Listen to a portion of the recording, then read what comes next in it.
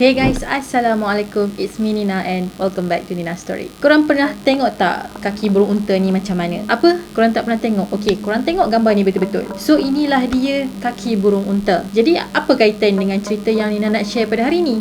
Yang ni lah yang Nina nak cerita dekat korang. Bagi Nina topik hari ni sangatlah interesting. Korang tahu tak dekat dalam dunia ni ada sekelompok manusia yang kaki diorang macam kaki burung unta ataupun dalam bentuk V shape. Bukan seorang dua je tau, tapi boleh dikatakan hampir diorang punya seluruh suku kaum tu ada kaki macam tu. Pelik kan? Diorang cuma ada 2 jari kaki je guys. Kalau kaki kita yang normal ni, of course lah kita punya kaki akan ada 5 jari sebelah kaki kiri dan juga kaki kanan. Dan ada satu lagi story yang Nina rasa menarik juga tentang kaki kecil yang dianggap cantik dalam masyarakat Cina. So makin kecil kaki tadi ataupun makin kecil kaki diorang, makin cantik lah diorang ni pada pandangan masyarakat. Tapi kaki kecil ni just apply dekat perempuan je tau, lelaki tak. Jadi kalau korang nak tahu macam mana cerita dia, korang kena tengok video Nina sampai habis. So without wasting any time, let's get started.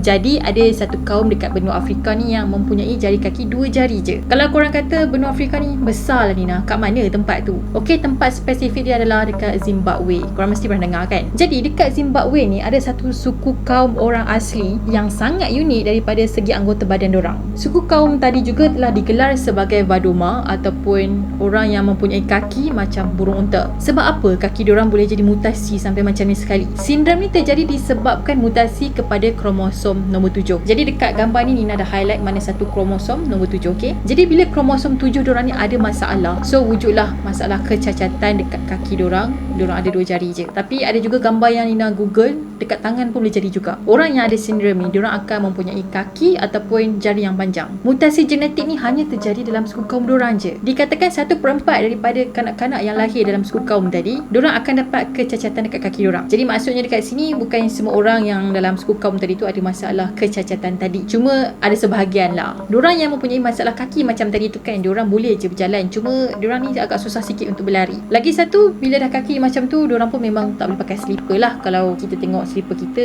design macam mana kan. Jadi bila kaki diorang ada masalah macam tu, diorang memang tak boleh pakai slipper. So diorang just berkaki ayam. Cuma ada satu yang menarik tentang kaki diorang ni tau. Even diorang ni susah nak lari, tapi kalau diorang ni panjat pokok, lagi expert daripada kita yang berkaki normal ni. So dekat sini walaupun kaki dia kita nampak cacat, tapi sebenarnya adalah kelebihan yang Allah bagi kat diorang lah. So diorang boleh panjat pokok dengan mudah, lagi pro daripada kita. Bagi kita yang first time tengok kaki diorang ni kan, mesti kita rasa macam pelik, rasa macam wow, betul kaki korang ni. Jadi dalam dunia ni dikatakan tak ada orang lain yang ada masalah macam diorang ni, just suku kaum diorang je. Tapi tak tahulah, mungkin ada kan, kita tak tahu. Jadi suku etnik Vadoma tadi tu, dia pun ada nama gelaran lain macam Dema ataupun Doma. Kehidupan diorang ni macam mana pula? So kehidupan diorang ni lebih kepada memburu dan juga mengutip hasil hutan. Contohnya pergi cari lebah ke akar-akar kayu, macam tu lah. Even orang dekat Afrika ni akan bercucuk tanam, akan membuat pertanian lah sebagai sumber makanan diorang. Tapi suku kaum Vadoma ni, diorang tak bercucuk tanam. Diorang pergi memburu, kutip hasil hutan je. Jadi tempat tinggal diorang dekat benua Afrika tadi tu adalah dekat kawasan lembah sungai Zambezi. Biasanya diorang ni dikenali sebagai suku pemburu pengumpul. Dan yang menarik tu, just suku diorang je yang tinggal dekat lembah sungai tadi. So tak pelik lah kalau orang lain menggelar diorang ni sebagai penduduk gua zaman batu. Kalau kita belajar sejarah kan, kita flashback balik masa zaman Paleolitik dulu,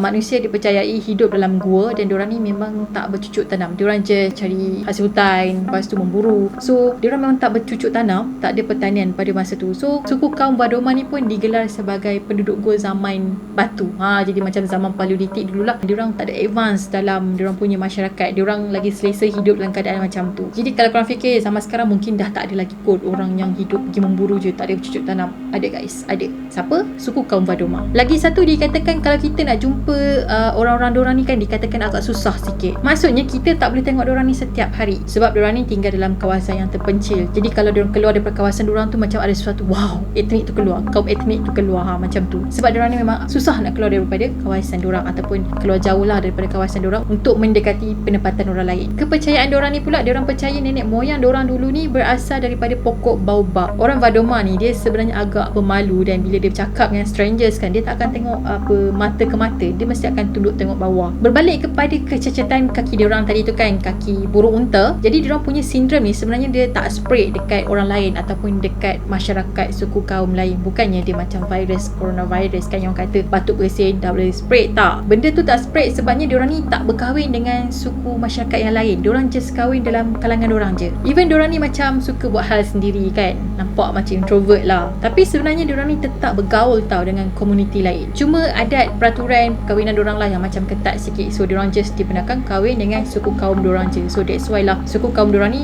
banyak ada masalah kaki bermuntah. Walaupun kita nampak diorang ni macam cacat, tapi bagi diorang ni kan, diorang tak rasa kaki diorang tu adalah satu kecacatan yang boleh menghalang apa-apa aktiviti. Diorang memang diterima dalam masyarakat diorang dan diorang boleh melakukan apa-apa je aktiviti dengan masyarakat diorang. Macam ada sesetengah kelompok masyarakat kan, kalau ada salah seorang tu yang macam cacat sikit ke apa ke, diorang mesti akan dipulaukan, disisihkan, betul tak? Dikatakan diorang ni kena curse lah atau kena sumpahan, bawa nasib malang dan macam-macam lah. Tapi dalam suku kaum diorang ni, diorang memang diterima macam manusia normal yang lain. So diorang memang tak terpinggir langsung. Jadi kita akan kepada next story.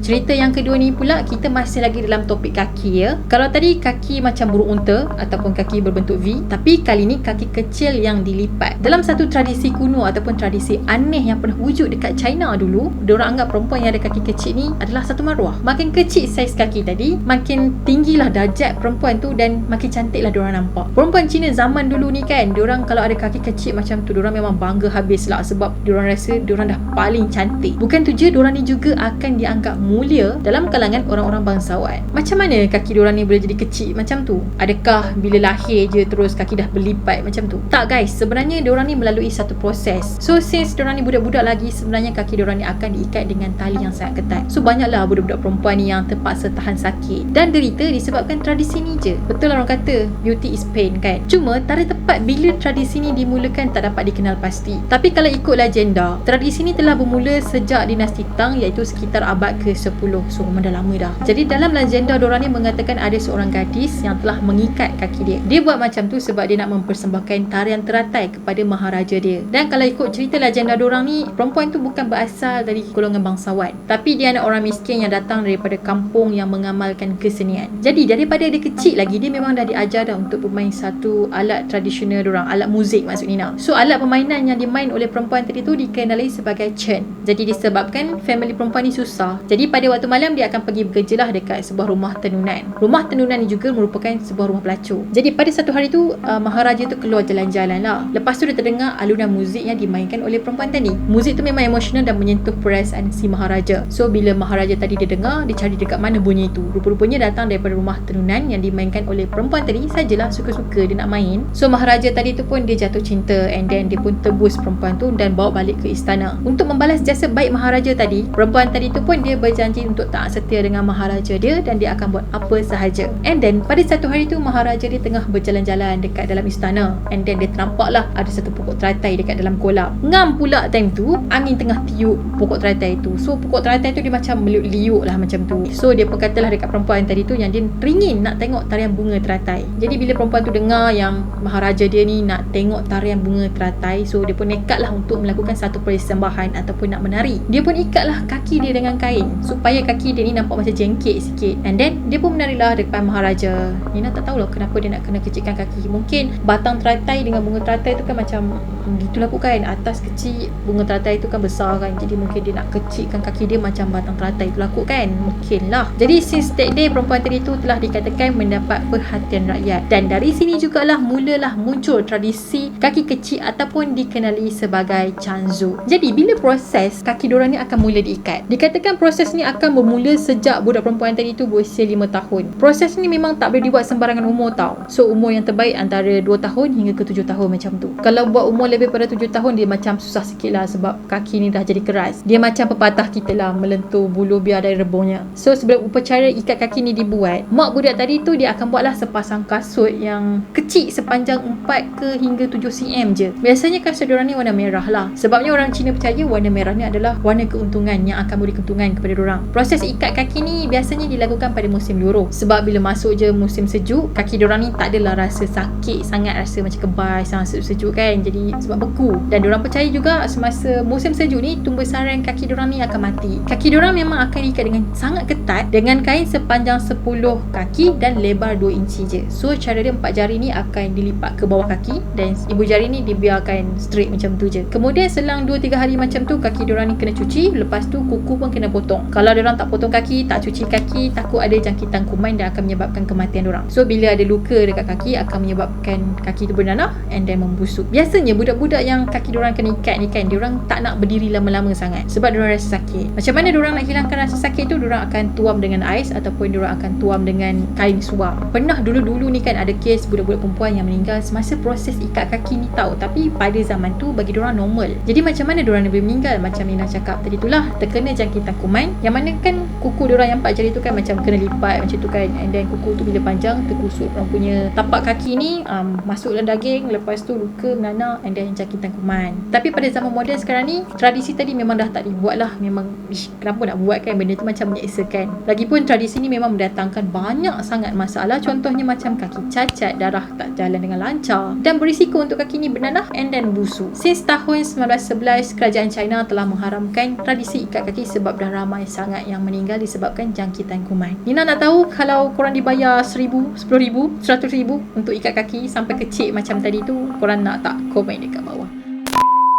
Okay guys, itu sajalah perkongsian Nina tentang masalah kaki. Yang pertama, ya disebabkan mutasi, okay? And then kahwin sesama genetik pula. Genetik tu tak lari ke mana, and then turun-turun anak-anak pun dapatlah kaki, orang panggil apa, kaki shape V, kaki burung unta. Yang cerita kedua ni pula tentang orang yang nak nampak cantik, jadi diorang sanggup kecilkan kaki diorang, lipat. Allah, Nina tengok pun Nina macam ngilu je sebab terseksanya tulang kaki kita tu yang sepatutnya straight macam ni, tapi dia jadi melengkung macam tu. Tak tahulah, korang tengoklah gambar yang Nina share tadi. Nina macam tak boleh brain. Memang sakit tu. Korang bayangkan budak umur 5 tahun, kalau dia buat 2 tahun lah kan, kena ikat kaki macam tu. Menangis pun macam mak bapak pun cerita heran. Tapi demi kecantikan kan, sebab nak nampak cantik pada mata golongan bangsawan, nak dianggap bermaruah kan, jadi diorang pun buatlah benda-benda macam tu. Scary. Maksudlah kita ni tak ada adat-adat yang pelik yang menyakitkan diri kita kan. Alhamdulillah. Alright guys, itu sajalah perkongsian Nina untuk hari ini. Nina harap korang suka dan terhibur. Okay, apapun tradisi dorang, kita kena hormat lah, itu tradisi dorang kan. Ya, dan kepada korang yang belum lagi subscribe channel Nina, korang subscribe di bawah dan turn on notification supaya korang tak terlepas dengan video-video baru yang Nina akan upload. Dan jangan lupa juga untuk follow Nina di Instagram. Kita akan jumpa lagi in next video. Bye bye. Assalamualaikum.